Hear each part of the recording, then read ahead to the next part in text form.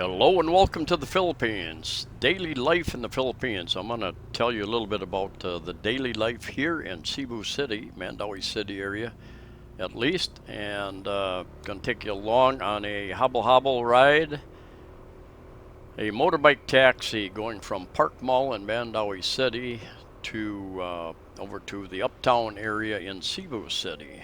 And anyway, the buildings up to the right here, you got a couple. There's a seafood restaurant there. Got a couple markets up here. Got the big Chunghwa Hospital on the left there. Daily life has evolved over the last year and a half, about 16 months now, since the lockdown back in March 2020, and we've got gone through various stages, pretty much a complete lockdown where anybody non-essential wasn't allowed to go out of their house. Went through a period, and it still is in certain areas, where people over 65 or under, I forget, 15 or 18 aren't supposed to be out of their house. They're supposed to stay locked in your house. In my opinion, that's probably the most unhealthy place to be. Should be out getting fresh air, getting sun, getting vitamin D from the sun. And anyway, we have evolved. The various cities, the various provinces, the various LGUs, local government agencies, can make up their own rules. So that has many factors.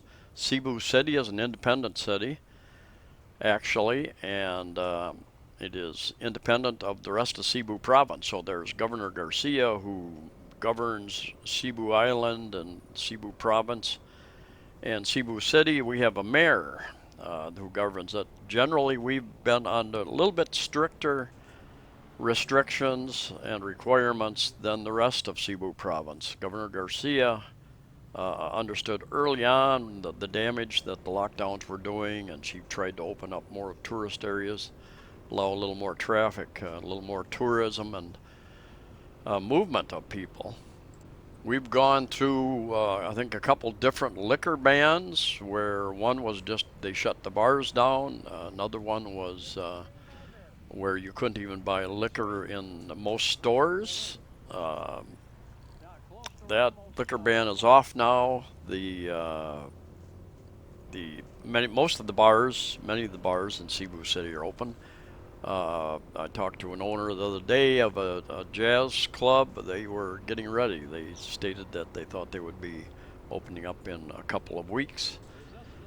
And the IATF, the agency that is in charge of many of the guidelines, many of the rules concerning this crisis that we're in, they have been sending people around to various bars, different venues. I've got a friend who works for a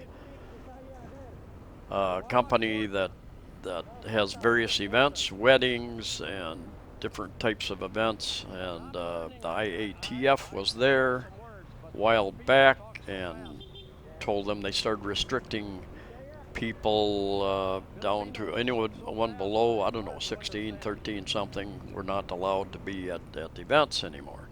So that was a new rule. Radisson Blue right there ahead of us. So the people that had those events, the SMC site over there, they canceled those events. So probably putting more people out of work, as you don't need nearly as many employees if you don't have events going on. We are able to move around relative freedom.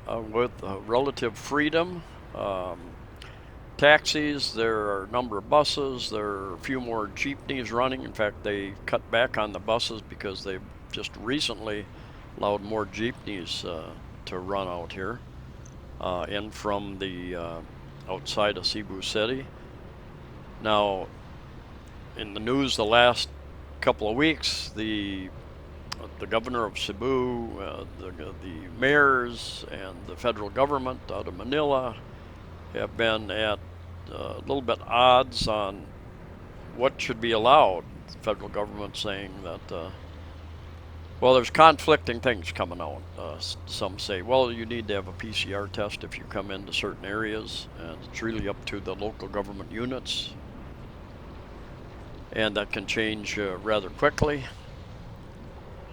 On the other hand, like Governor Garcia says that no, that those tests are not required, and so they've been at a little bit of a disagreement in the news. You read one article one day, another article the next day, and really are not sure exactly what's going on right now in that regard. So if you're traveling outside of your province, it can be more difficult. Now, my friend over on Panay Island, up in the north of Panay Island, he told me that just recently, a couple of weeks ago, they had a few more cases, positive cases, and they started having more restrictions. They would question him more when he wanted to go into a mall, for instance. How old are you? 64. And so it can change. There are signs up in a number of establishments, in grocery stores, for instance, in Cebu City, Mandaue City area, stating nobody over 65 or under 18 are allowed in the store. But I don't think anybody has been enforcing that for many, many, many months. There are a number of resorts open. Bantayan Island, it's an island off the north end of Cebu Island, very popular with tourists during tourist season. Back in normal times, I've had about 3 different friends who have gone up there recently in the last month, and they told me they were they were almost the only people at the resorts. So they probably get some day usage from Filipinos, local Filipinos. For those of you new to the channel, I've got over 900 videos up, and I've got playlists. For instance, I've done probably the most videos. There's my driver right there. Done a lot of a lot of videos of condo reviews. I'm not a realtor involved in the realty business, but I have met a lot of number of realtors who grab me in the mall and say, "Come and look at my condominium." And I've looked at subdivisions. I've got a number of videos up if you want to see what's available and what it costs. Check out my sites. I've got cost of living videos. I've got travel videos. A number of different things there. So anyway, I appreciate you checking out the other videos and giving me the thumbs up if you can. That helps with the algorithm to promote the channel.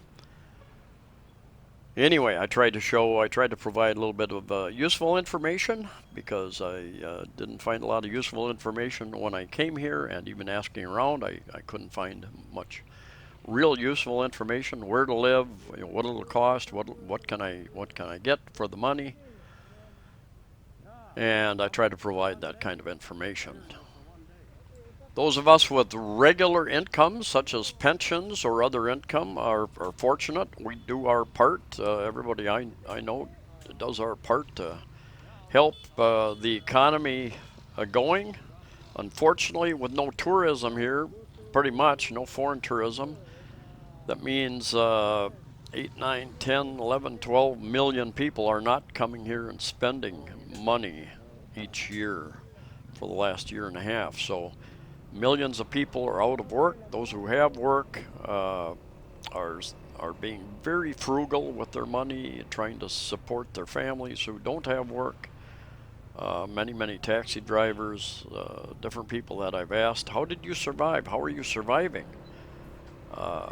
this present time? And, well, my son has a job, my daughter has a job, and she's supporting me. Or I've got a garden and we're eating a lot of our own food. Or we have animals and we're eating a lot of our own produce. And they're sharing it with their family and their neighbors.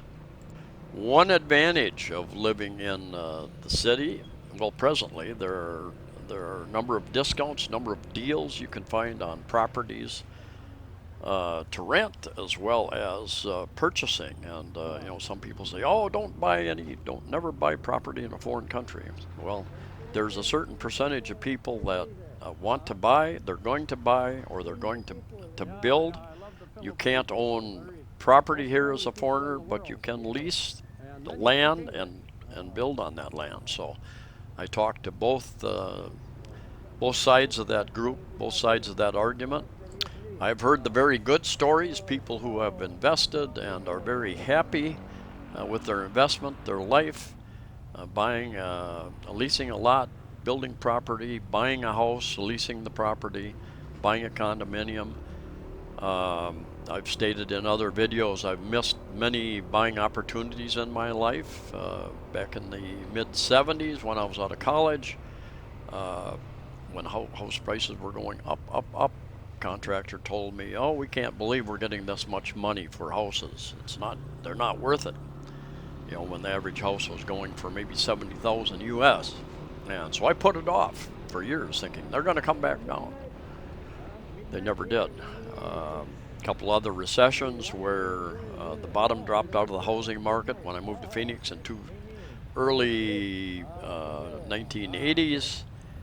You could buy one condo, get two free almost. They had overbuilt, and I'm exaggerating a bit, but. And then 2008, the housing crisis of 2008. Also, I should have bought one or two properties, never did. Would have really helped my financial situation. Anyway, this could be a buying opportunity for those with money. For those with money and who plan to buy, this could be an opportunity to buy. And hopefully some of my videos give you some insight into what's available. I've done some videos with JRC Visa Consultancy. He's also a realtor. And if you have specific questions, I can direct your inquiries his direction as well. My email will be in the comments section of the video. I will be doing another video soon with him and going over a number of questions that many of you have asked me in regards to property as well as paperwork for visas. Which types of paperwork can you start working on in your foreign country? And he's able to help process that type of thing. Anyway, here's one of the local little produce markets. The big one is Carbone Market down in the downtown area of Cebu City. This is coming into what's often referred to as an uptown area as you take a right up here and go towards Fuentios Minas Circle. Anyway, life does go on, and fortunately we're not locked down. We can get out, we can move around, we can get some of that healthy sun and enjoy ourselves a bit. Anyway, thanks for watching. Stay safe, stay healthy. See you next time.